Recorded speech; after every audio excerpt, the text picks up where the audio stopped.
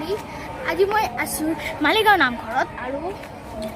মই জইন কৰিছোঁ এটা যিহেতুকে এক্সাম খতম হৈ গ'ল তেনেহ'লে মই জইন কৰিছোঁ এটা বিহু কৰ্মশালা তো আপোনালোকক অলপমান বিহু কৰ্মশালাৰ অলপমান চিনছ অলপমান শ্বৰ্টছ আপোনালোকৰ লগত শ্বেয়াৰ কৰি দিম তো এইখিনিয়ে ক'ব আছিল বলক বিহু কৰ্মশালাৰ শ্বৰ্ট কেইটামান চাওঁ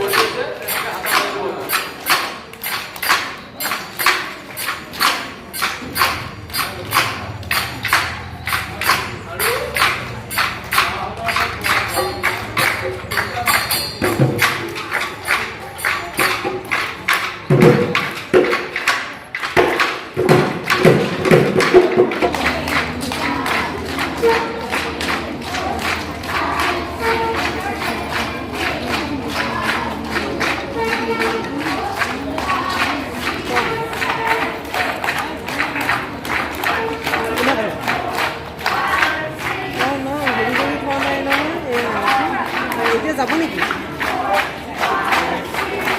হ'ব দেৰিকৈ নিব দেৰিকৈ